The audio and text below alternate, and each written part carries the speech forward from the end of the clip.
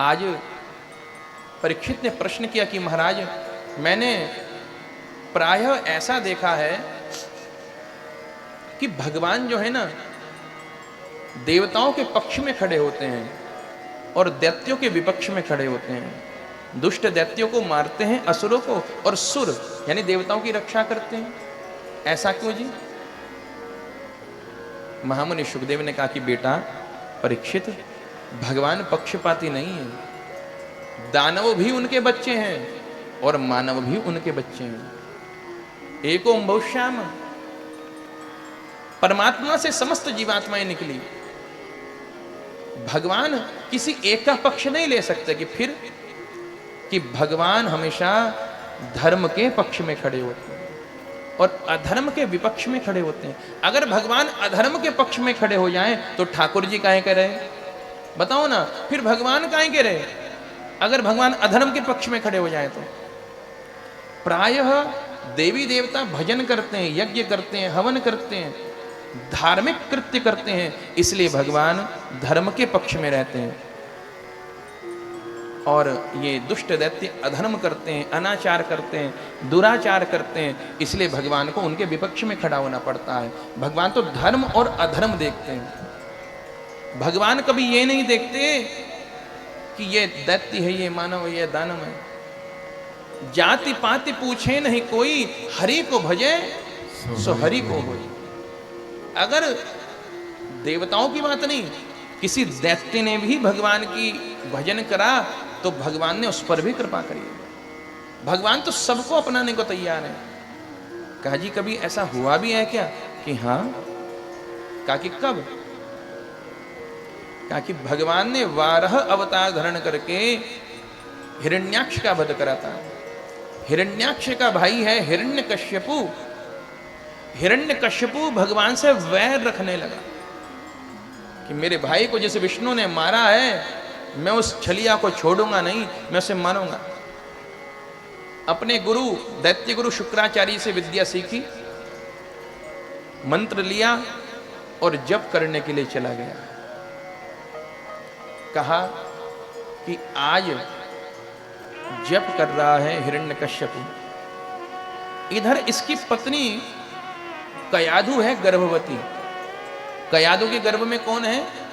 श्री प्रहलाद जी महाराज। बोलिए सद्गुरुदेव भगवान की जय। संत नारायण भगवान की। नारायण नारायण नारायण नारायण नारायण नारायण श्रीमन नारायण नारायण नारायण नारायण नारायण नारायण भजमन नारायण नारायण नारायण नारायण नारायण नारायण श्रीमन नारायण नारायण नारायण नारायण नारायण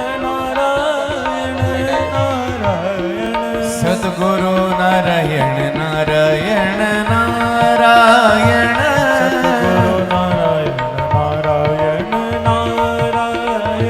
सद्गुरु नारायण नारायण नारायण नारायण नारायण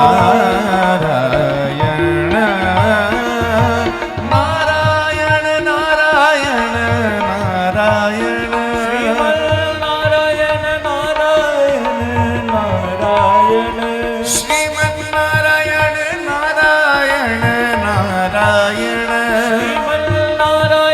नारायण नारायण भजमन नारायण नारायण नारायण नारायण नारायण नारायण संत नारायण नारायण नारायण नारायण नारायण श्रीमन नारायण नारायण नारायण श्रीमन नारायण नारायण नारायण नारायण नारायण। बोलिए संत नारायण भगवान की जय। परम सौभाग्य का विषय है कि परम पूज्य गुरुदेव हरिद्वार से, रामानंद आश्रम से, जिनको हम सब बड़े प्रेम से भक्ति से श्री मौनी बाबा जी बोलते हैं, आप श्री यहाँ पधारे। एक बार कलतल ध्वनि से ताली के द्वारा गुरु जी का अभिनंदन स्वागत किया जाए। गुरु जी का बड़ा, अभी हमने सुना था ना, संत समागम हरि कथा तुलसी दुर्लभ दो है। गुरु जी आ गए, संत समागम हो गया, हरि कथा आप सुन ही रहे हैं। ये बड़ा ही दुर्लभ योग है, बड़ा दुर्लभ संयोग है कि अपने नित्य के कर्म में से, अपने भजन में से समय निकाल करके आप हम सबको दर्शन देने के लिए आए। पुनः पुनः आपका हृदय से बहुत बहुत साधुवाद गुरुदेव। आइए अब पुनः कथा में प्रवेश पाते हैं। कयाधु को गर्भस्थ शिशु है। इंद्र ने मन में विचार किया कि इस समय हिरण्यकश्यपु तपस्या करने के लिए गया हुआ है, इस समय मैं जाता हूं और जाकर के उसकी नगरी को लूट पाट लेता हूं। दोनों शत्रु है ना, देवता और दैत्य। देवताओं के राजा ने कहा, इस समय दैत्यों का राजा भजन करने गया है जंगल में, समाधि में है। इंद्र ने हमला करा और महाराज सारा नगर लूट लिया। कयाधु गर्भवती है, कयाधु का अपहरण कर लिया। कि क्यों? कि इसके पेट से जो बच्चा होगा ना, सांप के सपोला होता है। ऐसा मन में विचार किया कि वो बड़ा होकर के दैत्य बनेगा, फिर राजकुमार बनेगा, फिर राजा बनेगा, फिर वो हमको दिक्कत करेगा, तो उसको मार देंगे। मेरे भाइयों, ध्यान से कथा को सुनना, चर्चा को सुनना। मेरे भाई, आज ही क्यों नहीं मार दिया इंद्र ने बच्चे को? कहा कि जब पैदा हो जाएगा फिर मारूंगा। कि क्यों? गर्भस्थ शिशु को मारना, भ्रूण हत्या करना बहुत बड़ा अपराध है। देवताओं का राजा इंद्र, जिसने 100 अश्वमेध यज्ञ किए हैं, जो शतक्रतु है, वो शक्र, वो इंद्र भी कांप रहा है गर्भपात करने से। किसका? दैत्य के बच्चे का, दानव के बच्चे का। और हम मानव होकर के मानव के बच्चे का गर्भपात कर देते हैं। कथा सुनने के लिए नहीं है सज्जनों, कथा समझने के लिए है। कथा सुनो और सूत्र चुनो, कभी भी गर्भपात नहीं करना है। हमने देखा कि भैया 2 लड़की पहले से हैं, तीसरी लड़की हो जाएगी तो क्या करें? अरे उसका क्या कसूर था बच्चे का? उस छोटे से बच्चे का कैंची से उसके हाथ काटते हैं, पैर काटते हैं, सिर काटते हैं, पेट काटते हैं, टुकड़े टुकड़े करके उस नन्हे बुलबुले को बाहर निकालते हैं गर्भ में से। और बुरा मत मानना, एक करता कौन है? स्त्री। अगर स्त्री की कोई सबसे बड़ी शत्रु है इन मामलों में तो स्त्री है, माता ही है। अरे तेरे पहले ही बेटे 2 बेटियां हो गई हैं, तीसरा तू कहां से अरे इनको भी ये कैसे पालेगा? बेटे होते हैं भाग्य से और बेटियां होती हैं सौभाग्य से। तो सौभाग्यशाली होता है, ब्रह्मा का ऋण उतरता है कन्यादान करने से, इसके घर में बेटी होती है। जितना प्रेम पुत्री कर सकती है, बेटी कर सकती है। बेटों के बस की कहां बात है? जो निछावर कर देती है कन्या पिता के लिए। अच्छा, 2 बेटी किसी के हो गई, ईश्वर ना करे, और उसके पिता की मौत हो गई, ऐसा होता ना कई बार, तो क्या उनकी बच्चियों की शादी नहीं होती? बताओ ना। छोटे छोटे बच्चों को छोड़कर कोई मर जाता है तो उसके बच्चों का विवाह नहीं होता। कि 2 बेटी हो गई, अब जो है कहां से तू तीसरी की शादी करेगा? अरे ये कहां कर रहा है? करते हो तुम, कन्हैया मेरा नाम हो रहा है। मेरे भाई, भ्रूण हत्या करना महापाप है, महापाप है, महापाप है।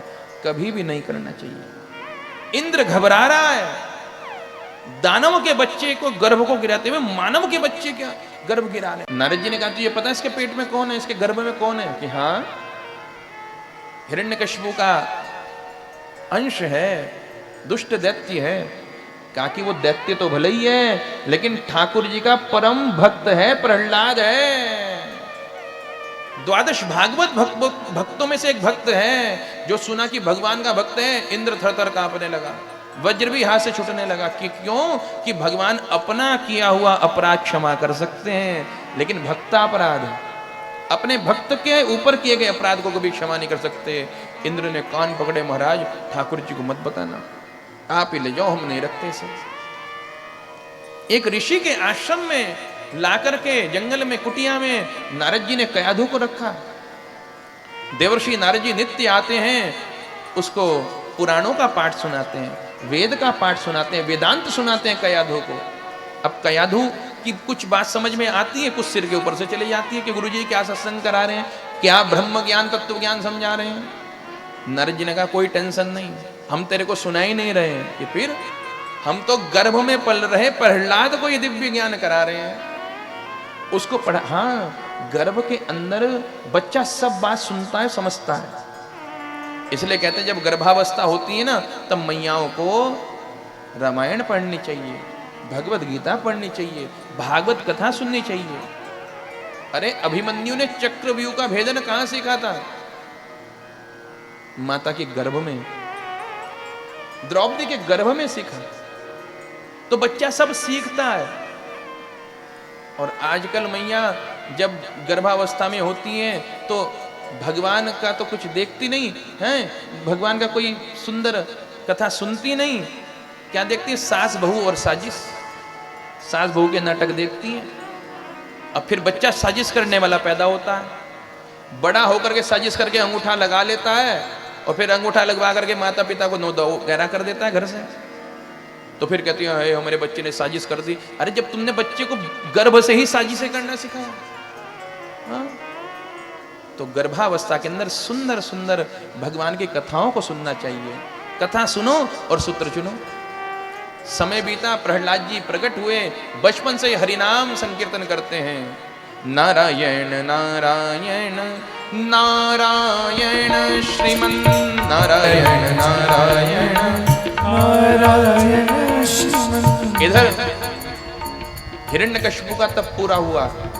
उत्तिष्ठोत्तिष्ठ भद्रन्ते तप सिद्धोषि काश्यप। हे कश्यप नंदन, तुम्हारा तप सिद्ध हो गया। ब्रह्मा जी ने आकर के कहा उठ जाओ। हिरण्यकश्यप ब्रह्मा जी को देखकर प्रसन्न हो गया, कहने लगा ब्रह्मा जी हमको वरदान चाहिए। कि मांग क्या चाहिए? कि ब्रह्मा जी हमको चाहिए, हमको आप अमर कर दो, हम कभी ना मरे। ब्रह्मा जी ने कहा असंभव।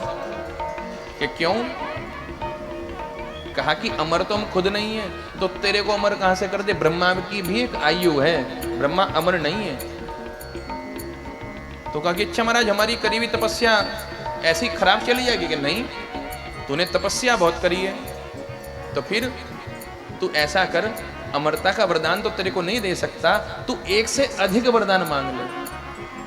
अब महाराज हिरण्यकशिपु ने खूब खोपड़ी आपने लगाई, खूब बुद्धि का प्रयोग करा, कहा कि एक से अनेक वर मांगने की। हाँ, तो कहा कि सुनो ब्रह्मा जी, सावधान होकर के मैं वर मांगने जा रहा हूं। कि मांग बेटा। अंदर ना मरूं, बाहर ना मरूं, ऊपर ना मरूं, नीचे ना मरूं, आगे ना मरूं, पीछे ना मरूं, अस्त्र से ना मरूं, शस्त्र से ना मरूं, मनुष्य से ना मरूं, पशु से ना मरूं, दिन में ना मरूं, रात में ना मरूं, 12 महीनों में किसी महीने में ना मरूं, और ब्रह्मा जी आपके बनाए हुए सृष्टि के किसी प्राणी से ना मरूं। इतनी लंबी चौड़ी लिस्ट जब ब्रह्मा जी के हाथ में वरदानों की धर दी, तो ब्रह्मा जी कहने लगे अरे भैया अब तूने अमर होने में कसर क्या छोड़ी? अमर ही के बराबर हो गया। कि ठीक है, तूने तपस्या करी है, तथास्तु। ब्रह्मा जी गए और महाराज अब जो है सीधा अपने राज्य में आया, दुष्ट दैत्य को इकट्ठा किया और सीधा स्वर्ग पर पहुंच गया। स्वर्ग पे जाकर चढ़ाई करी, सभी देवी देवताओं को पीट पीट करके स्वर्ग से बाहर निकाल दिया। अब ये मर तो सकता नहीं, अस्त्र शस्त्र से कोई इस पर वज्र चला रहा है, कोई गदा चला रहा है, कोई कुछ कर रहा है, कोई कुछ कर रहा है, ये तो अमर हो गया ब्रह्मा जी का वरदान पाकर। पृथ्वी लोग जीत ली, पाताल जीत लिया, अपना राज्य चला रहा है। प्रहलाद आदि 4 पुत्र हैं इसके।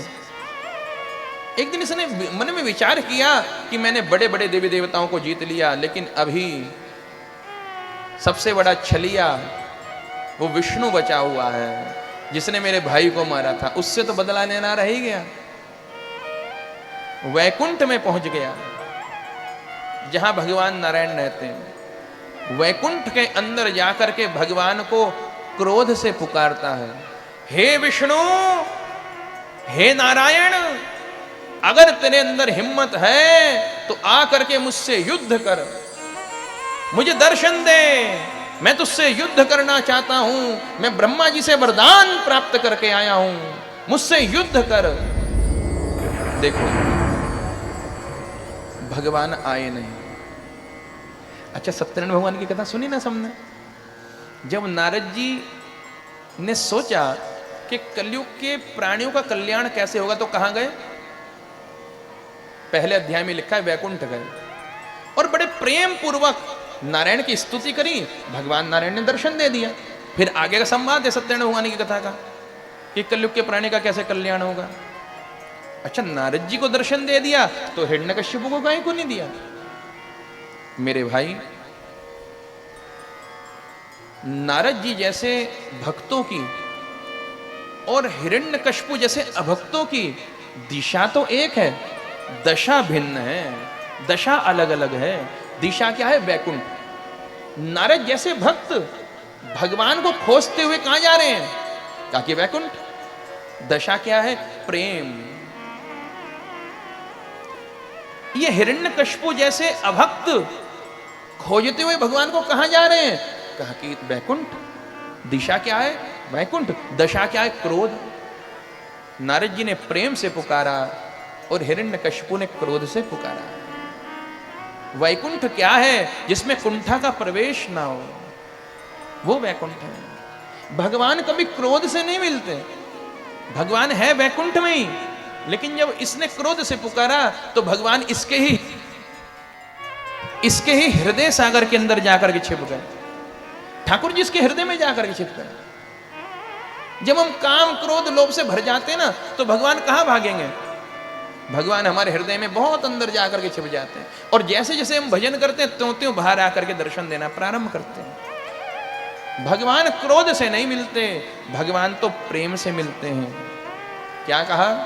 हरि व्यापक सर्वत्र समाना, हरि व्यापक सर्वत्र समाना, हरि व्यापक सर्वत्र समाना, हरि व्यापक सर्वत्र समाना, प्रेम से प्रगट होई मैं जाना, प्रेम से प्रगट होई मैं जाना, प्रेम से प्रगट होई मैं जाना, प्रेम से प्रगट होई मैं जाना, हरि व्यापक सर्वत्र समाना, हरि व्यापक सर्वत्र समाना, सर्वत्र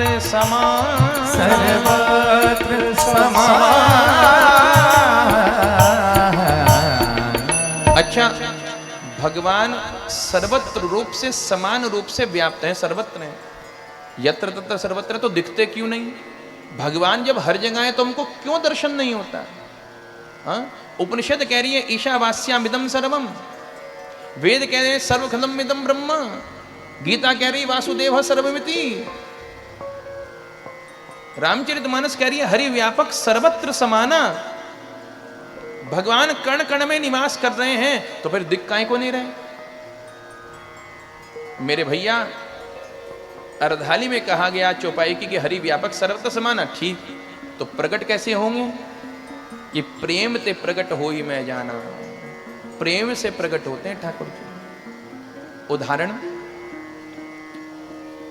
हमने एक बाल्टी में 10 लीटर दूध डाल दिया, ठीक है, शुद्ध ताजा दूध गौ माता का, और हमने कहा कि भैया इस दूध में घी है, तो आप कहेंगे कि हाँ गुरुजी दूध में घी है।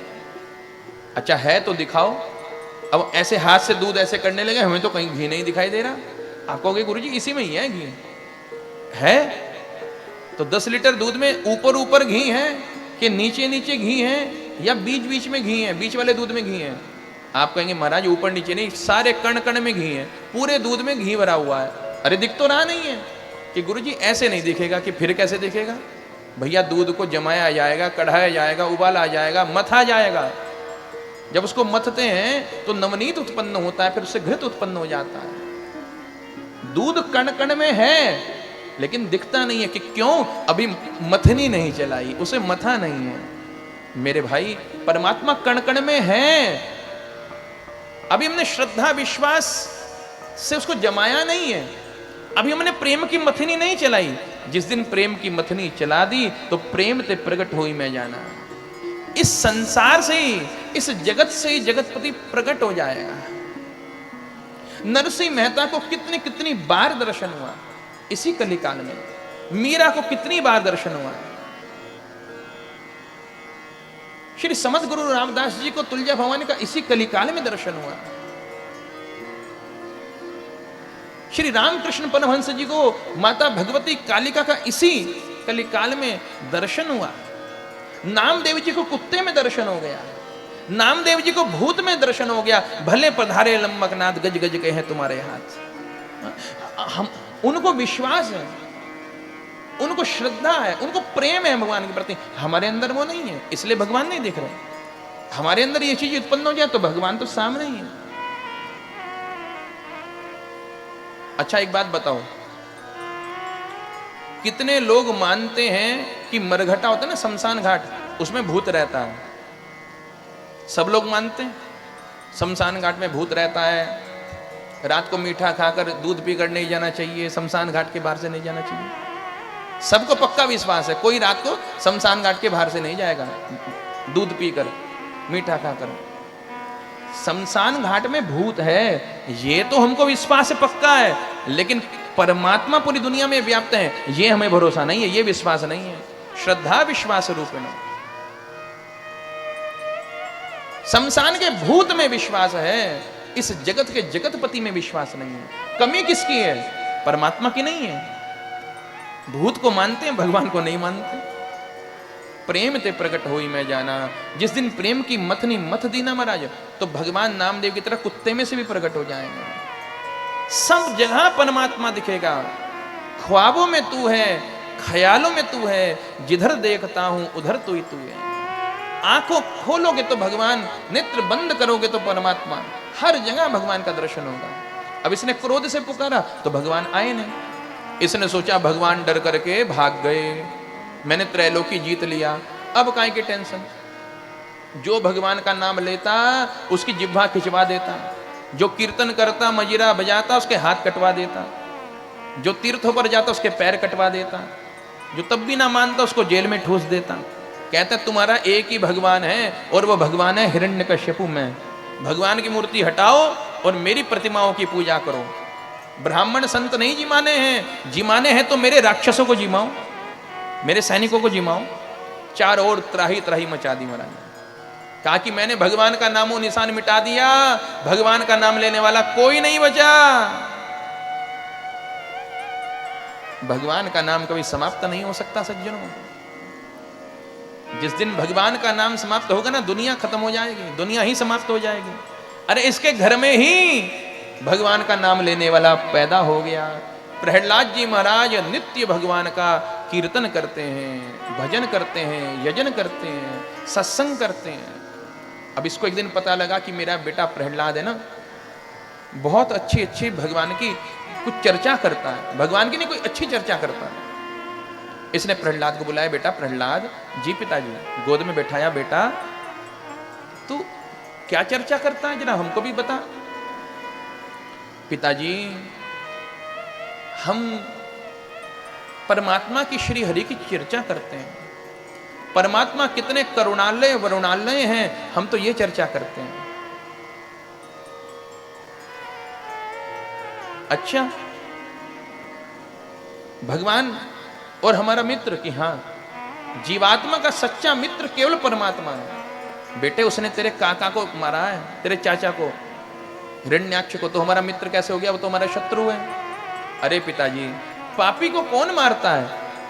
पापी को उसका पाप मार डालता है। चाचा जी ने बड़े बड़े पाप करे, पाप का गड्ढा भर गया, सो फूट गया। और भगवान किसी को मारते नहीं है, भगवान तो सबको तारते हैं। हिरण्याक्ष अगर मरा तो हिरण्याक्ष की ज्योति कहां गई? कहा कि ठाकुर जी के चरणों में। रावण कुंभकर्ण की ज्योति कहां गई? ठाकुर जी के चरणों में। तो भगवान किसी को मारते नहीं है, ठाकुर जी तो सबको तारते हैं। पिताजी जितना हो सके भगवान का भजन करे, यही जीवन का सार है, नहीं तो जीवन जीना बेकार है। अपने पुत्र के मुख से जब ऐसी बातें सुनी तो कहा कि बेटे तेरे को ये बातें कौन सुनाता समझाता है कि आपके डर से श्री हरि का कोई भी नाम नहीं लेता पूरे महल के अंदर। अब वो सब दिव्य ज्ञान तो प्रहलाद जी को नारद जी ने गर्भ में ही दे दिया था, कोई नाम नहीं लेता है भगवान का। कहा कि ओहो मेरा बच्चा बड़ा सुधर गया, भगवान का भजन करने लगा, इसको थोड़ा बिगाड़ना पड़ेगा। दैत्यों के आचार्य हैं शुक्राचार्य जी महाराज, ये डीवन यूनिवर्सिटी चलाते हैं, दैत्य विश्वविद्यालय। शुक्राचार्य जी के जो दो पुत्र हैं षण्णामर्क, एक का नाम है षण्ड, एक का नाम है अमर्क, दोनों को बुलाया, अरे बाबा जी आओ कि हाँ, अरे गुरुपुत्रों मेरा पुत्र बहुत अच्छी अच्छी बातें करने लगा है, भजन करने लगा है, माला करने लगा है, तुम जा करके इसकी बुद्धि जरा खराब करो, इसको दैत्य नीति समझाओ। कहा कि ठीक है जी। वो ले गए विद्यालय में। मेरे भाई हम अपने बिगड़े हुए बच्चों को सुधारने के लिए स्कूल भेजते हैं, ये अपने सुधरे सुधराए बच्चे को बिगाड़ने के लिए स्कूल भेज रहा है, बताओ। षण्णामर्क दैत्य नीति याद कराते हैं, श्री प्रहलाद जी महाराज सारी दैत्य नीति रट लेते हैं। अब दैत्य नीति क्या है? लूट लो, खसोट लो, झपट लो, मार लो, छीन लो, दुर्वचन कहो, सर्वे भवन्तु सुखिनः तो सिखाएंगे नहीं वो। अब कह रहे हैं राम राम राम, गुरुजी क्या उल्टी सीधी बातें सिखा रहे हैं, कहाँ हम भजन करने वाले, कहाँ ये क्या सिखा रहे हैं। लेकिन गुरु है, पिता की आज्ञा है, तो जो भी सुनाते हैं तो वो याद कर लेते हैं। भैया इधर तो गुरुजी सूत्र बोल करके रुकते हैं, इधर प्रहलाद जी तुरंत सुना देते हैं, रिपीट कर लेते हैं, तोते की तरह याद कर लेते हैं। ऐसी स्मरण शक्ति है। बड़े बड़े दैत्य कुमार जिनको 20-20 वर्ष हो गया पढ़ते हुए, जो सारी दैत्य विद्या याद नहीं कर पाए, प्रहलाद जी ने 20 दिन में याद कर ली। कहा कि भैया बड़ा मेधावी छात्र है, ब्रिलियंट स्टूडेंट है, हमको जो है बहुत सा धन मिलेगा अब राजा से। अरे राजन देखो देखो हम तुम्हारे बच्चे को सब पढ़ा लाए। कहा कि अच्छा, सारी दैत्य नीति याद हो गई। कि भैया हमें तो इतने सालों में हुई थी 20 दिन। कि गुरुजी बस पूछ के मतलब। गुरुजी ने कहा कि 20 दिन में सब याद। गुरुजी आज हम आपको बहुत सारा इनाम देंगे। बेटा प्रहलाद मेरी गोद में बैठ जाओ। प्रहलाद को गोद में बैठाया। कहा कि बेटा प्रहलाद तुम्हारे जीवन का ज्ञान का जो सार है वो मुझे सुना दो। अब प्रहलाद जी वो क्या सोच रहा है कि दैत्य नीति का सार सुनाएगा। अब प्रहलाद जी कह रहे हैं कि भक्ति व रूपी जो ज्ञान है मेरे अंदर उसका सार मांग रहा है। तो कहा कि पिताजी अरसिकम न प्रति काव्य निवेदनम, जो अरसिक हो उसके सामने काव्य का निवेदन नहीं करना। लेकिन आप महान अरसिक हैं, लेकिन जिज्ञासु को ज्ञान अवश्य देना चाहिए। आप जिज्ञासु भी हैं, अरसिक तो हैं ही, जिज्ञासु भी हैं। आप मुझसे जानना चाहते हैं कि मेरे जीवन का ज्ञान का सार क्या है, और आप मेरे पिता भी हैं, मैं आपका ऋणी हूं। अतः पिताजी मैं समस्त अपने ज्ञान का सार आपको नवदा भक्ति के रूप में सुनाने जा रहा हूं। श्रवणम कीर्तनम विष्णोः स्मरणम पाद सेवनम अर्चनम वंदनम दास्यम सख्यम आत्म निवेदनम। नवदा भक्ति सुना दी कि पिताजी जितना हो सके श्रवणम, भगवान की कथा को सुनना चाहिए। कीर्तनम, फिर कीर्तन करना चाहिए। विष्णु स्मरणम, फिर एकांत में बैठ करके भगवान नारायण का अंदर ध्यान करना चाहिए, स्मरण करना चाहिए। फिर जब बाहर जाए तो सम्य ध्यान करना चाहिए, ऐसे भगवान नारायण का स्मरण करे। पाद सेवनम अर्चनम बंदम दास्यम, फिर बाद में सख्यम आत्म निवेदनम, अपना निवेदन आत्म समर्पित कर दे भगवान को। पिताजी यही जीवन का सार है, नहीं तो जीवन जीना बेकार है। अब तो महाराज हिरण्यकशिपु की आंखें लाल लाल और गोल हो गई।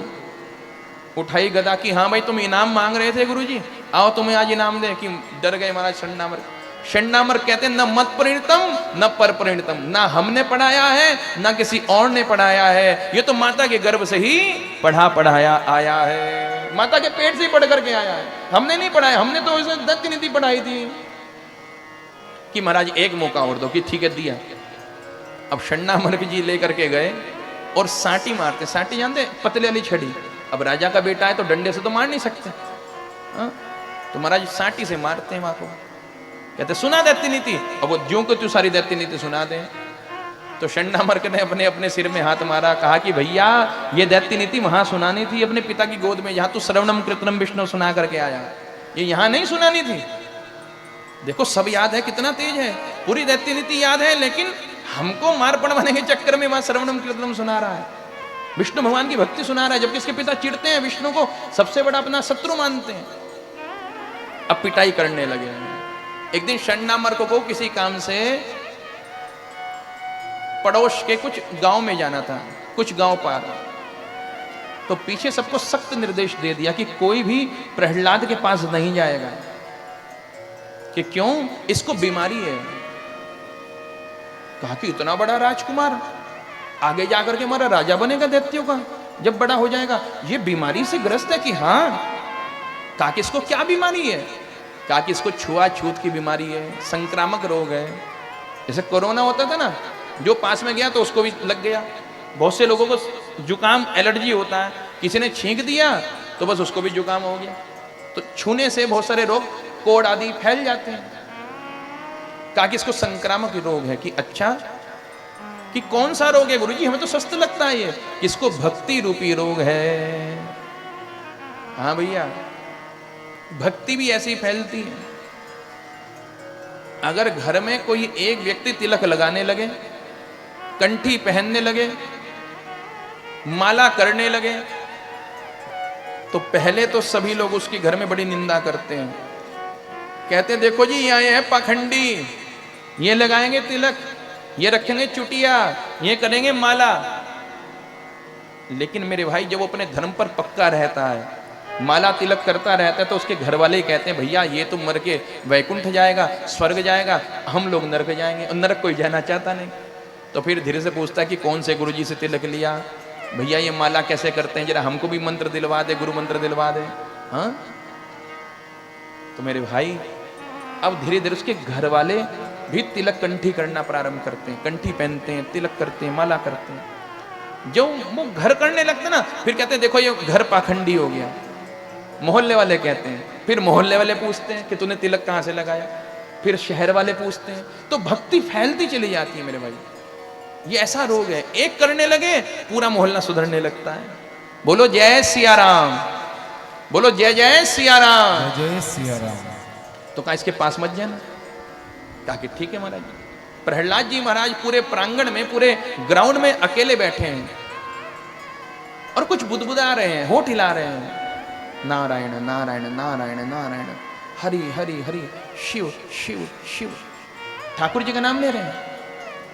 अब गुरुजी मिलने नहीं देते थे प्रहलाद से। अच्छा, जब राजा का लड़का राजकुमार वहां पढ़ रहा है, तो मंत्री का लड़का भी पढ़ रहा है, संतरी का लड़का भी पढ़ रहा है, सेनापति का लड़का भी पढ़ रहा है। उन सबकी इच्छा होती थी हम जाकर प्रहलाद जी से मिलें।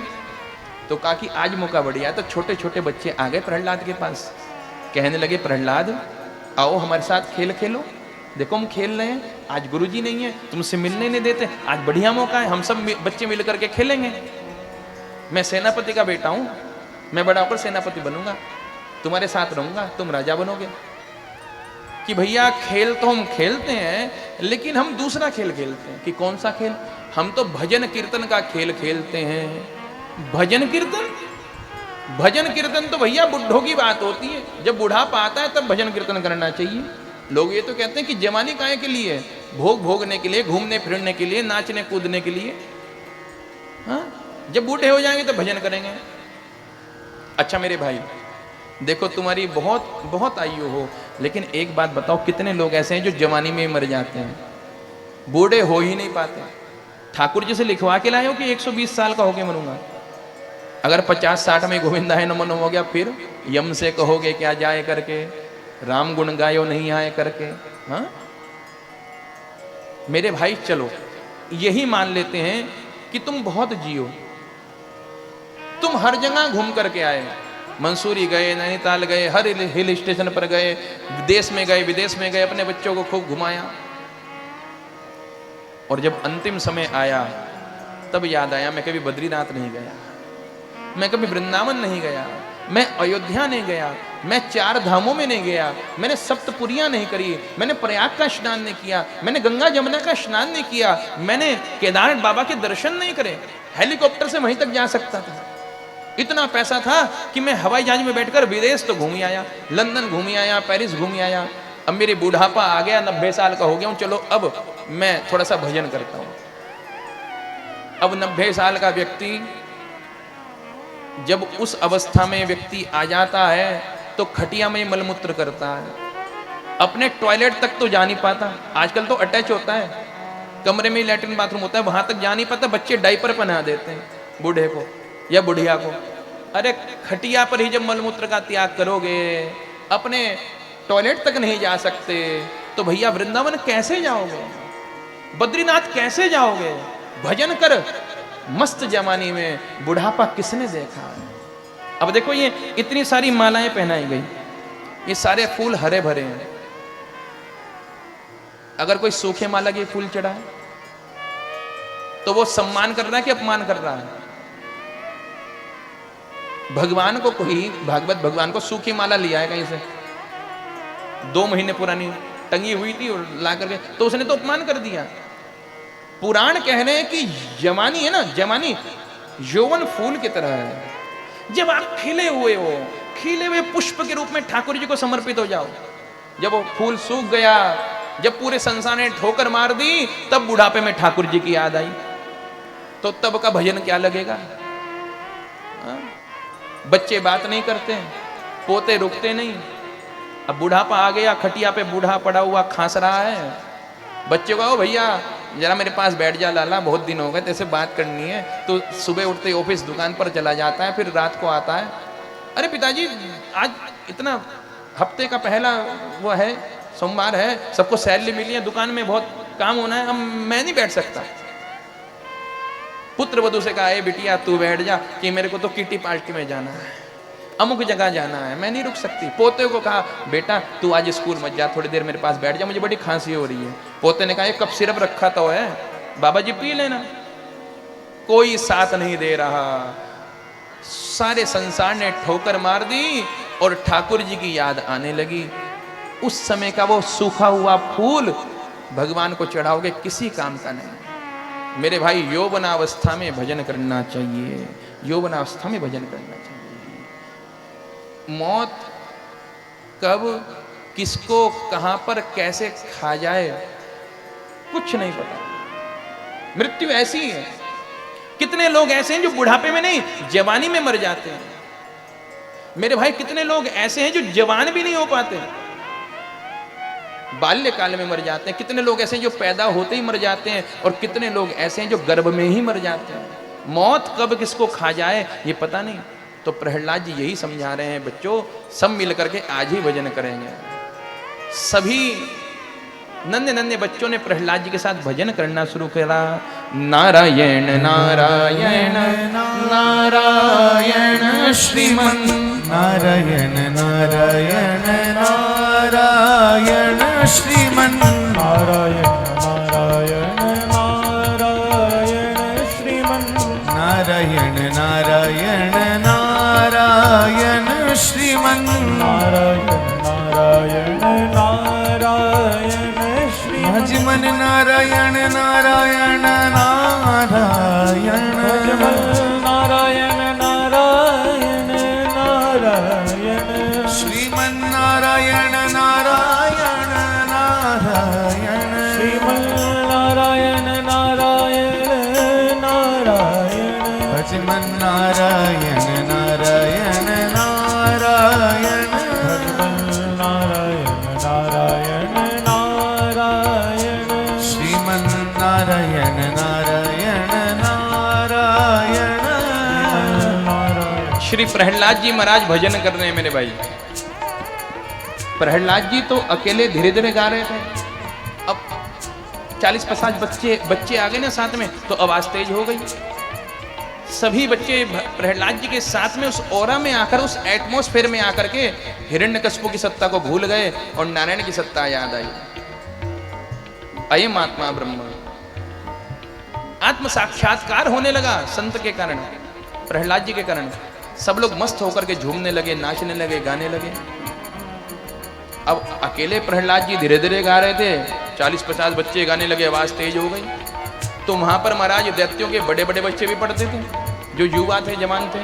उन्होंने कहा कि अरे हमारे स्वामी हिरण्यकशिपु के शत्रु का नाम कौन ले रहा है?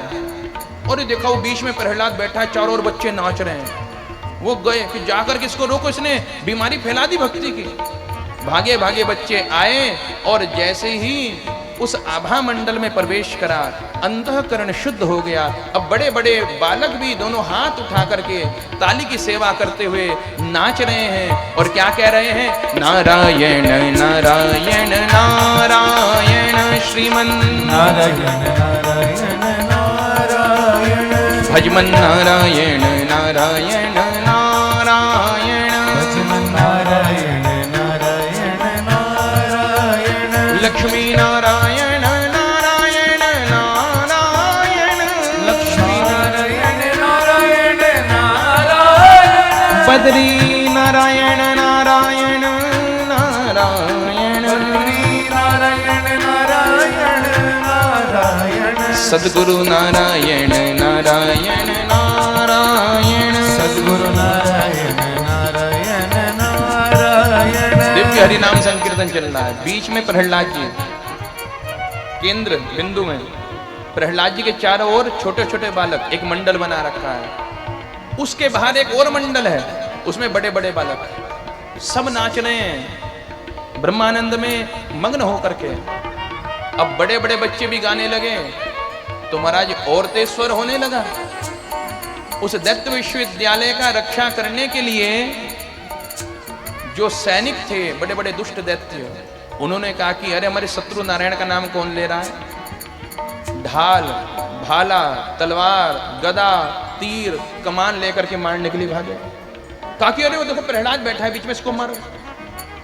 अब मारने के लिए जो भागे हैं, जैसे उस आभा मंडल में आए, एटमॉस्फेयर में आए, अंतःकरण शुद्ध हो गया हरि नाम संकीर्तन से।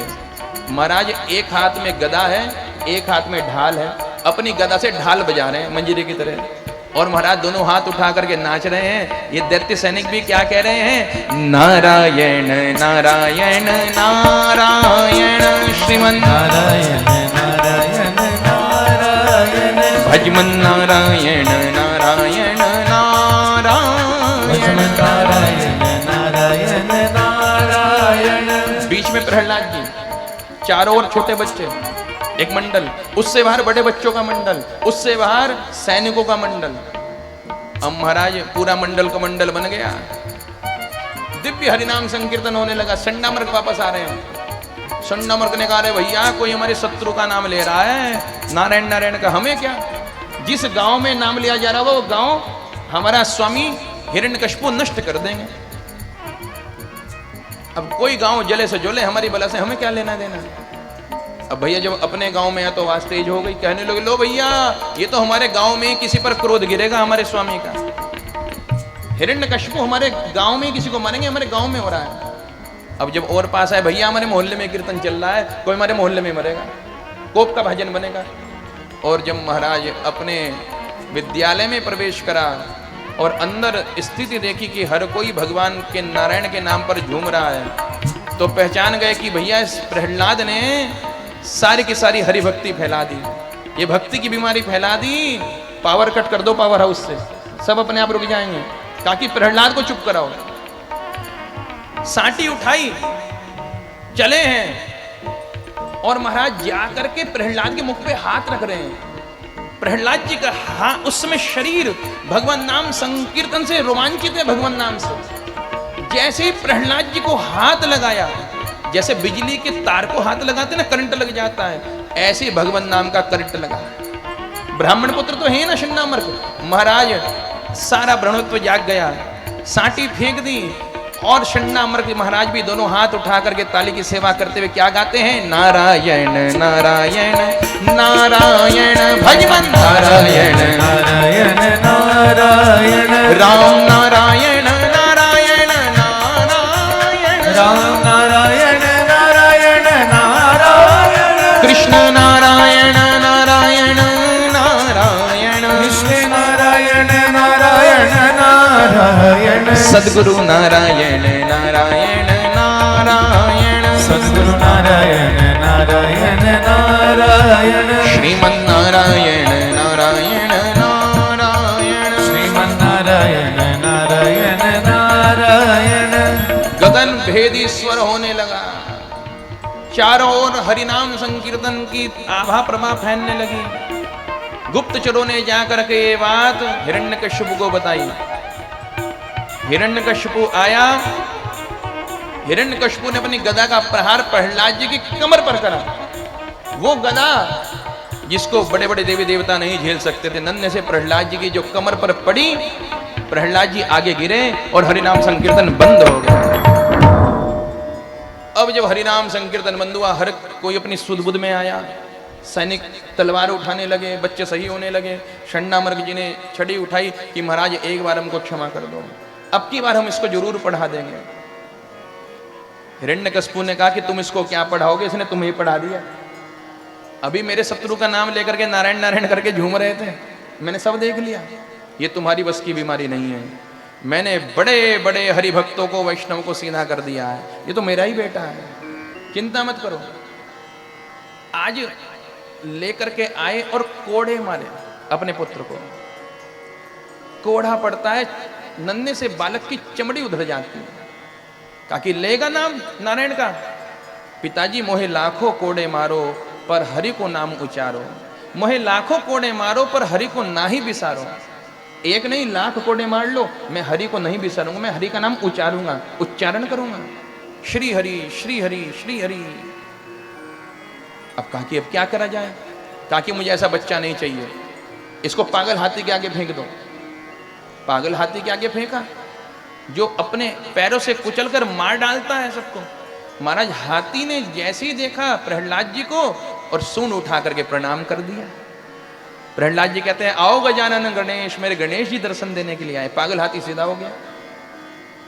अब महाराज पहाड़ से नीचे धक्का दिया कि ऊंची खाई से फेंक दो नीचे। खाई में फेंका तो देखने लगे कि कितने नीचे गिरा है राक्षस। राक्षस देखने कितने नीचे गिरा प्रहलाद। प्रहलाद गिरते गिरते कहता है हरि हरि श्री हरि हरि शरणम।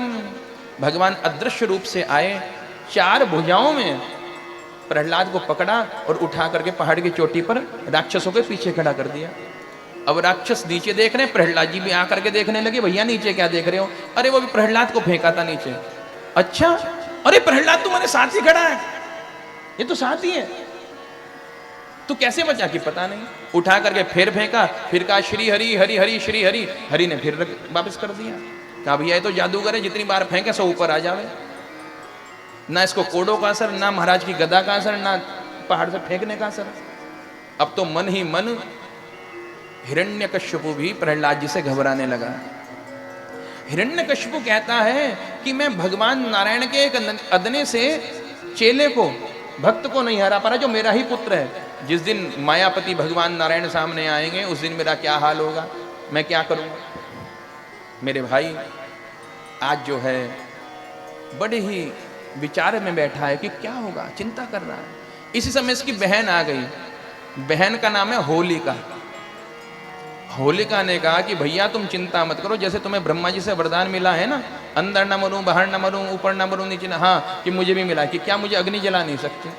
तो फिर कहा कि तुम सूखी सूखी लकड़ियों का एक पहाड़ बनाओ, सूखी लकड़ियां इकट्ठी करो कई सौ कुंटल, कि फिर मैं उसके ऊपर चढ़कर बैठ जाऊंगी, प्रहलाद को गोद में कस के पकड़ लूंगी, इसको भागने नहीं दूंगी। ये मेरा भतीजा है, तुम नीचे आग लगा देना, मैं बच जाऊंगी, ये जल जाएगा। कहा कि वेरी वेल, ठीक है। अब महाराज लकड़ियां इकट्ठी करी गई सूखी सूखी, और महाराज बहुत ऊंची मचान बना दी गई। वहां के ऊपर चढ़ करके बैठ गए।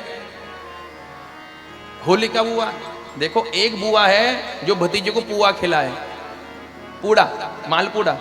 एक बुआ तो पुआ खिलाई, ये कुआं में धक्का देने वाली बुआ है महाराज। कहा कि भैया लगा दो आग। प्रहलाद जी ने कहा कि बुआ जी क्या हो रहा है, कि अभी रुक जा सब पता लग जाएगा। अब अग्नि लगने लगी तो प्रहलाद जी से पूछा कि तुझे अग्नि लग रही है, कि नहीं बुआ जी, श्री हरि जय जय श्री हरि। मुझे तो ऐसे लग रहा है किसी ने ठंडा ठंडा कपूर और चंदन घिस करके मेरे शरीर पर लगा दिया हो। अब और अग्नि तेज हुई तो होलिका को अग्नि लगने लगी। होलिका कहने लगी मुझे आग जला नहीं सकती। अरे मुझे इतनी गर्मी लग रही है तो प्रहलाद का क्या हाल हो रहा हो। तो विशाल अग्नि के लपटे उठने लगी। अरे प्रहलाद अब लगी गर्मी कि नाबुआ जी श्री हरि जय जय श्री हरि, बड़ा आनंद आ रहा है और आपने मुझे पकड़ क्यों रखा है, मैं कोई भाग थोड़ी ना रहा हूं। अब महाराज होलिका जब जलने लगी, शरीर जलने लगा तो ब्रह्मा जी को याद करती है, ब्रह्मा बाबा दुहाई है। ब्रह्मा बाबा प्रकट हुए कि कहो बेटी कि प्रभु मुझे आग जला नहीं सकती, मैं तो अग्नि से जल रही हूं। कहा कि बेटी ये वरदान अग्नि से तेरे रक्षण के लिए दिया था, दूसरे के भक्षण के लिए नहीं दिया था कि तू दूसरे को मार दे।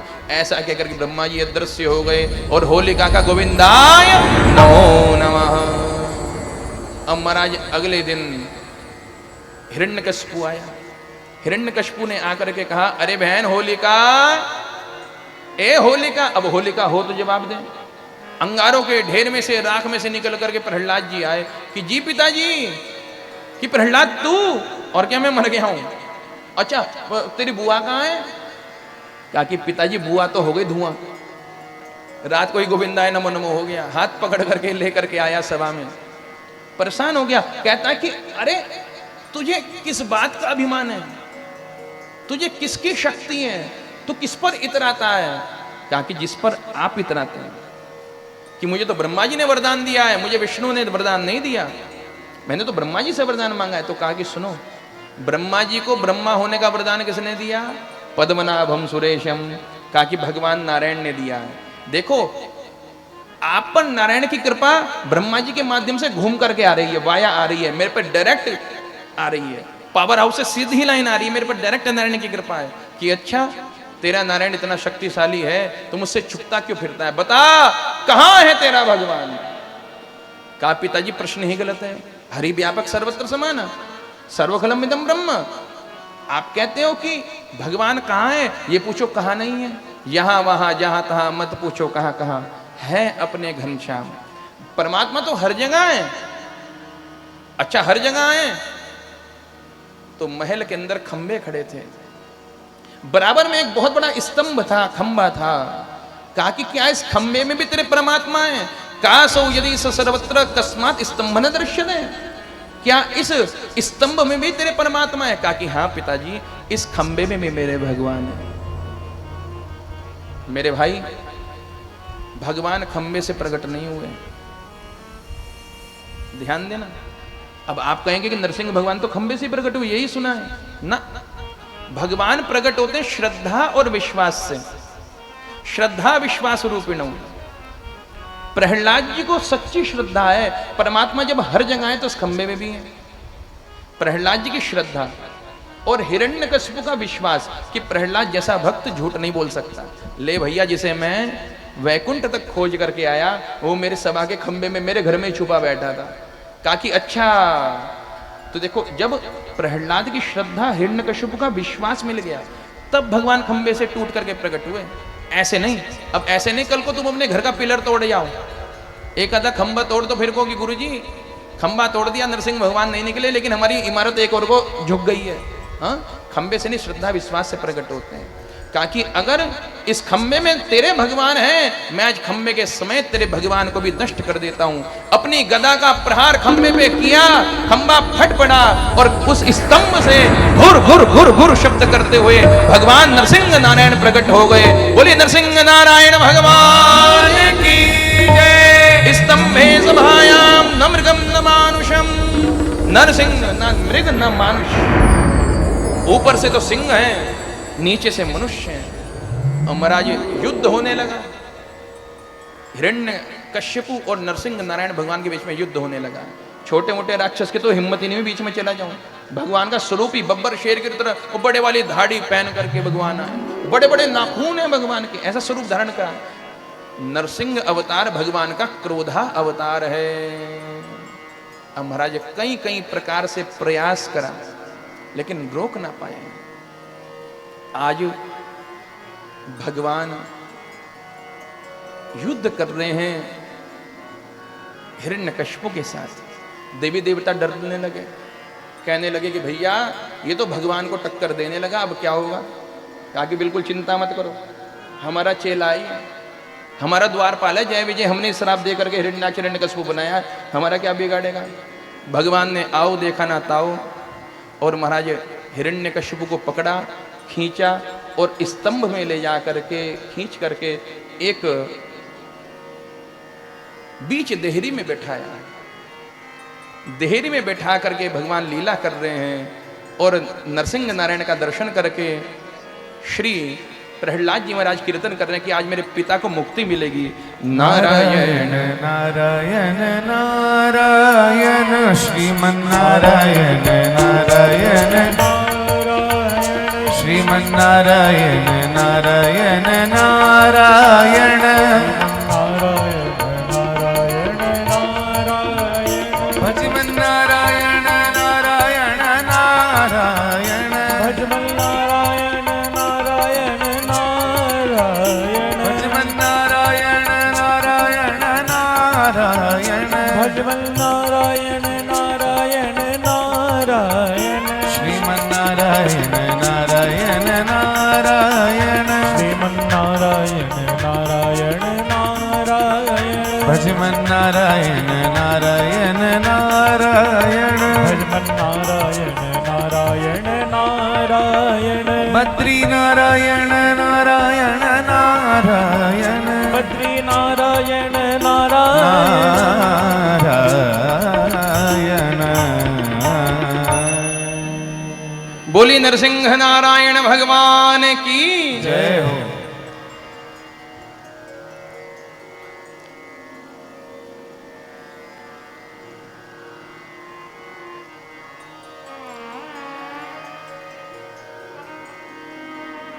श्री सीताराम। महाराज श्री नरसिंह नारायण भगवान ने हिरण्यकशिपु को गोद में रखा और एक एक वरदान स्मरण कराया। कहा कि देख, तूने कहा था मैं ना अंदर मरूं ना बाहर मरूं, तो अंदर बाहर नहीं है, बीच धेरी में। तूने कहा था ना ऊपर मरूं ना नीचे मरूं, तो हमारी गोद में है। तूने कहा था दिन में मरूं ना रात में मरूं, तो देख संध्या वेला का समय है, ना दिन है ना रात है। तूने कहा था ना अस्त्र से मरूं ना शस्त्र से मरूं, तो अस्त्र शस्त्र से नहीं अपने नाखूनों से मार रहे हैं, न खायुध हो। तूने कहा था कि ना मनुष्य से मरूं और ना पशु से मरूं, तो देख हम ना नर है ना सिंह है, हम तो नरसिंह है, कॉम्बो कॉम्बिनेशन है।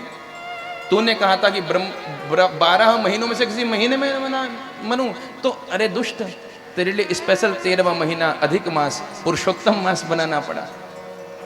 तूने कहा था कि ब्रह्मा जी आपकी सृष्टि के बनाए हुए किसी व्यक्ति से ना मरो, तो सुन ब्रह्मा ने हमको नहीं बनाया है, हमने ब्रह्मा को बनाया। पद्मनाभम सुरेशम, ऐसा कह करके भगवान ने अपने नख अपने नाखून इसके उदर में पेट में डाले, इसके उदर को विदीर्ण कर दिया। हाय हाय करता हुआ मरा, खून के फव्वारे छूट पड़े। कहते ना शेर के मुंह खून लग गया महाराज जी। एक तो शेर बब्बर शेर बन करके भगवान आए और खून का फुवारा उठा ना, तो भगवान की दाढ़ी पर छींटे पड़ गए खून के, तो और भयानक लगने लगे। और इसकी आंतें निकाल ली और माला की तरफ पहन ली। भगवान का क्रोधावतार है नरसिंह, कि क्यों उनके भक्त पर कष्ट आया है, इसलिए भगवान प्रकट हुए हैं, क्रोध कर रहे हैं ठाकुर जी। आज जितने भी राक्षस आते हैं एक एक पंजे में 100 राक्षस मार डालते हैं। सारे राक्षस भागने लगे, अरे भागो भागो, नरसिंह आ गया, नरसिंह आ गया, नरसिंह आ गया। आज उस सभा में नरसिंह भगवान का सामना करने वाला कोई नहीं है। भगवान जाकर के हिरण्यकशिपु के सिंहासन पर बैठ गए और गुर्राने लगे। भगवान कहते हैं आओ आओ, अब मेरे भक्त को हाथ लगा करके दिखाओ, अब देखता हूं कौन क्या करता है। अरे प्रहलाद को छू करके तो दिखाओ। भगवान को क्रोध आ रहा है। अब महाराज इंद्र घबराने लगा कि क्यों, विकृति विलास सृष्टि लय हुई। अगर भगवान की विकृति टेढ़ी हो जाए तो सृष्टि लय हुई और दुनिया खत्म हो जाएगी, प्रलय हो जाएगी। कहा कि भैया अभी अभी तो मैं इंद्र बना हूं, अगर भगवान की क्रोध से विकृति टेढ़ी हो गई, भंवर टेढ़ी हो गई, दुनिया खत्म हो जाएगी, भगवान को शांत करो। इंद्र आए, भगवान नरसिंह की आरती करने लगे। भगवान नरसिंह शेर की तरह गुर्राए। महाराज इंद्र भागे। ब्रह्मा जी आए, बूढ़े बाबा, उन्होंने कहा कि चलो बूढ़े बुजुर्गों का सम्मान रखेगा। ब्रह्मा जी ने कहा ओम जय नरसिंह देवा। महाराज भगवान शेर की तरह घुर रहा है, ब्रह्मा जी भागे। सारे देवी देवता आते हैं, भगवान घुर्राते हैं, सब भाग जाते हैं। अब करें तो करें क्या? तब नारद जी ने कहा कि भाई आदमी कितना खतरनाक हो, कितना बड़ा जेलर हो, कितना बड़ा कर्नल हो, जनरल हो, कोई भी ऑफिसर हो, एक से हर कोई डरता है। कि किससे? काकी पत्नी से। काकी नारायण की नारायणी को लेकर के आओ। नारद जी गए लक्ष्मी मैया के पास कि चलो चलो तुम्हारे पति का अवतार हुआ है, तुम्हारे सामने क्रोध कम करेंगे, चलो। लक्ष्मी मैया ने कहा जरा श्रृंगार कर लो।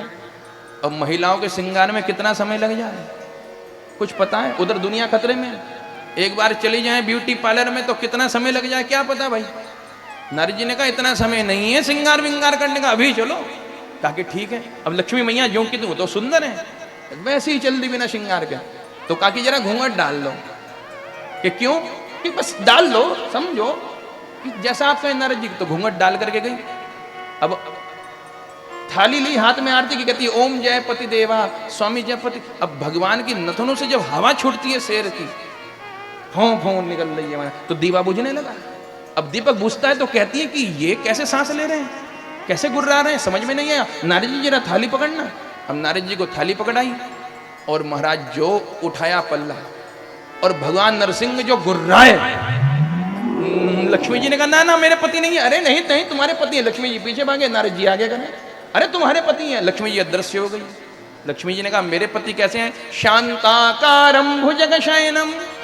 मेरे पति तो शांत हैं, ये तो हर एंगल से अशांत है। ये तो क्रोध में महाराज मारने को बैठे हैं, लंबी लंबी दाढ़ी, ऐसे नखून लेकर के, इतने बड़े बड़े दांत, शेर की तरह काटने को तैयार हैं। ये मेरे पति नहीं है। सज्जनों, उस सभा में हर कोई नरसिंह भगवान से घबरा रहा है। नहीं घबरा रहे हैं तो श्री प्रहलाद जी महाराज कि क्यों?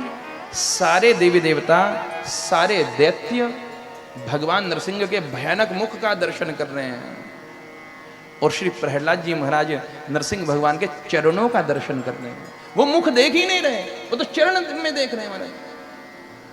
आज सारे देवी देवता, इंद्रादिक देव, शिवादिक देव, ब्रह्मादिक देव आए, प्रहलाद को कहने लगे हे प्रहलाद तुम्हारे कारण भगवान का अवतार हुआ है। हे प्रहलाद तुम ही ठाकुर जी के क्रोध को शांत कर सकते हो, आओ आगे चलो।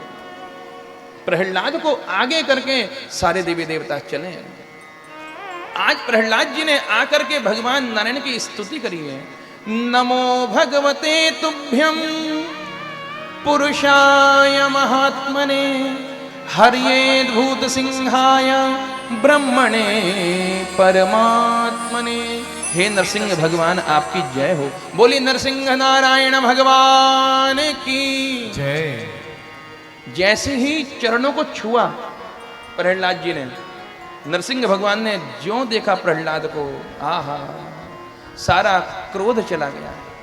तुरंत उठाया प्रहलाद जी को, अपनी गोद में बैठाया, लप लपाती जीव से प्यार करने लगे, चाटने लगे।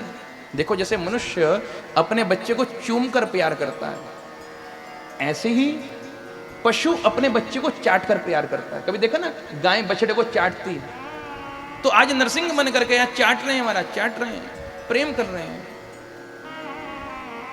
मेरे भाई ऐसी घटना घटी है, न भूतो न भविष्यति, ना कभी घटी है ना आगे कभी घटेगी। हम भगवान की कितनी पूजा पाठ करते हैं, सारी पूजा पाठ करके क्या कहते हैं? मंत्रहीनम क्रियाहीनम भक्तिहीनम सुरेश्वर, आवाहनम न जानामि तवार्चनम। कितनी कितनी क्षमा मांगते हैं। हमेशा भक्त भगवान से क्षमा मांगता है। पहली बार भगवान ने भक्त से क्षमा मांगी। नरसिंह भगवान हाथ जोड़कर कहते हैं हे प्रहलाद मेरे से बड़ा आने में विलंब हो गया, मुझे क्षमा करना। अगर मैं चाहता, भृगुटी विलास सृष्टि ले हुई, मैं संकल्प से हिरण्याक्ष को मार सकता था, हिरण्यकशिपु को मार सकता था। तेरे पर कितना कितना इन्होंने कष्ट करा, लेकिन अगर मैं इनको ऐसे ही मार देता तो तेरी भक्ति का प्रचार प्रसार पूरी दुनिया में कैसे होता? सब लोग कैसे जानते कि कितने कितने तूने कष्ट सहन करके भी मेरा भजन नहीं छोड़ा। और सुन, तेरे पिता की गदा का प्रहार अमोघ है, बड़े बड़े देवी देवताओं की ऊपर होता है ना, वो फट जाते हैं। देख मेरी कमर में भगवान ने घूम करके दिखाया इतना बड़ा गोल निशान। कहा कि तेरा भार मैंने लिया, गदा तुझे लगी, चोट मुझे लगी, कहीं तो जाना था। कोड़े मारे ना, ये देख कोड़े के निशान है, सारे निशान ठाकुर जी ने दिखाए। आज महाराज प्रहलाद जी कृतकृत्य हो गए, प्रहलाद जी चरणों में आ गए कि हे परमात्मा, आप मेरे कारण प्रकट हुए, आपने इतना इतना कष्ट उठाया, आपकी जय हो, आपकी जय हो। भगवान कहते हैं प्रहलाद, मैं तुझसे प्रसन्न हूं, कुछ मांग ले। सिर पर हाथ फेर रहे हैं गोद में बैठा करके, ताकि कुछ मांग ले। प्रहलाद जी कहते हैं कि प्रभु, वो लक्ष्मी माता सदैव आपका चरण चापन करती है, आपके चरण दबाती है। आज तक लक्ष्मी को अपनी गोद में आपने नहीं बैठाया। ब्रह्मा जी को भी फूल पर बैठाया, कमल पर अपनी गोद में नहीं बैठाया। वो शिव जी इतना राम नाम का जप करते रहे, उनको गोद में नहीं बैठाया। हनुमान जी इतना राम नाम जपते हैं, उनको गोद में नहीं बैठाया। अरे मैं दैत्य कुमार हूं, मुझे नारायण जगदीश्वर आपने अपनी गोद में बैठा लिया। ये कृपामय वृद्ध हस्त अपने दोनों हाथ हमने शंकर जी के सिर पर नहीं रखे, ब्रह्मा जी के सिर पर नहीं रखे, देवताओं के राजा इंद्र के सिर पर नहीं रखे, अपने कृपामय वृद्ध हस्त मेरे सिर पर रख दिए। मुझे आपका गोद मिल गई, अब इससे बड़ी और क्या चीज, अब और क्या मांगू। नाथ आज मैं कहा ना पावा, मुझे भगवान मिल गए, सब कुछ मिल गया, मुझे कुछ नहीं चाहिए। कहा कि नहीं बेटा, मेरा दर्शन अमोघ है, कुछ तो तेरे को मांगना ही पड़ेगा, कुछ तो मांग। प्रहलाद जी कहते हैं कि प्रभु देना ही चाहते हैं तो देखो कितनी अच्छी चीज मांगी। कहा कि ये दो कि मेरे मांगने की इच्छा ही खत्म हो जाए, मेरी कामनाएं, मेरा संकल्प विकल्प, काम, डिजायर्स, इच्छाएं ही खत्म हो जाएं। मैं आपके अलावा किसी को ना चाहूं, आपके अलावा कुछ ना मांगू, मेरी मांगने की इच्छा खत्म हो जाए। हे प्रभु, देना ही चाहते हो तो मुझे दास बना कर रख लेना भगवान, तुम अपने चरणों में मुझे दास बना कर रख लेना भगवान, तुम अपने चरणों में मुझे दास बना कर रख लेना भगवान, तुम अपने चरणों में मुझे दास बना कर रख लेना भगवान, तुम अपने चरणों में, भगवान तुम अपने चरणों में, भगवान तुम अपने चरणों में, भगवान तुम अपने चरणों में, भगवान तुम अपने चरणों में, मुझे दास बना कर रख लेना, मुझे दास बना कर रख लेना भगवान तुम अपने चरणों में, भगवान तुम अपने चरणों में।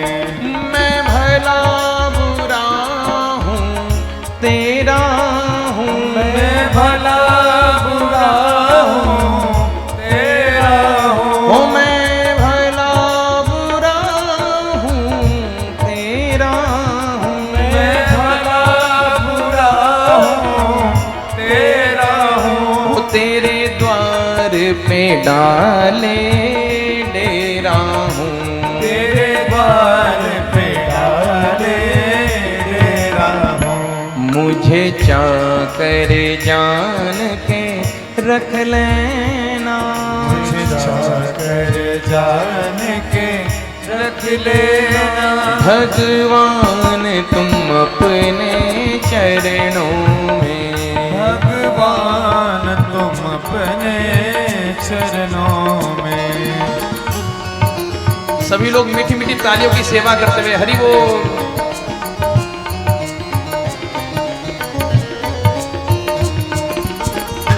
बोलिए भक्त वत्सल भगवान की जय हो।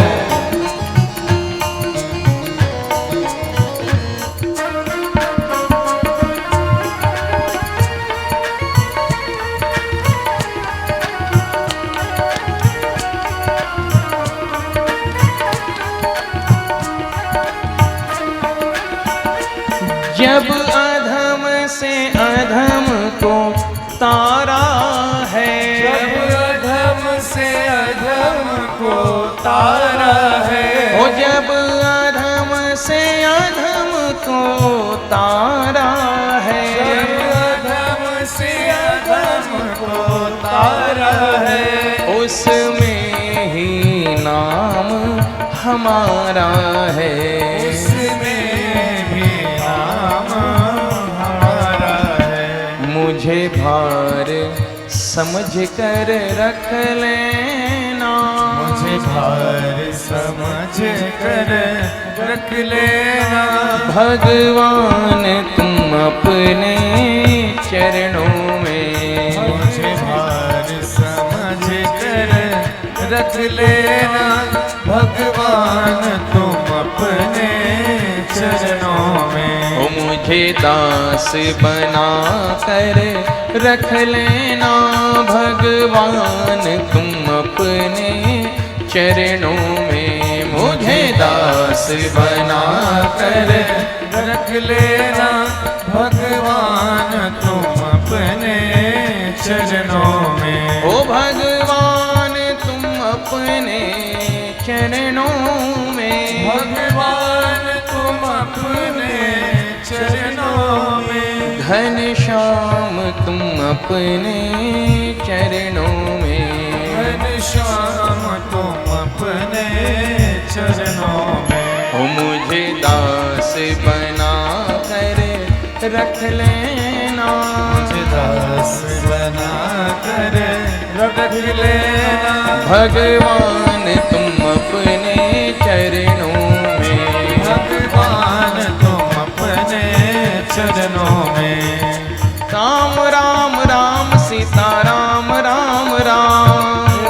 सभी गाइए प्रेम से। सीता राम राम राम। ओ राधे श्याम श्याम श्याम श्यामा श्याम श्याम श्याम। राधे श्याम श्याम श्याम श्यामा श्याम राम राम। सीता राम राम राम सीता राम राम राम। सीता राम राम राम सीता राम राम राम।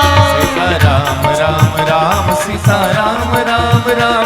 सीता राम राम राम सीता राम राम राम। ओ राधे श्याम श्याम श्याम श्यामा श्याम श्याम श्याम। राधे श्याम श्याम श्याम राम श्याम श्याम। बोले श्री नरसिंह नारायण।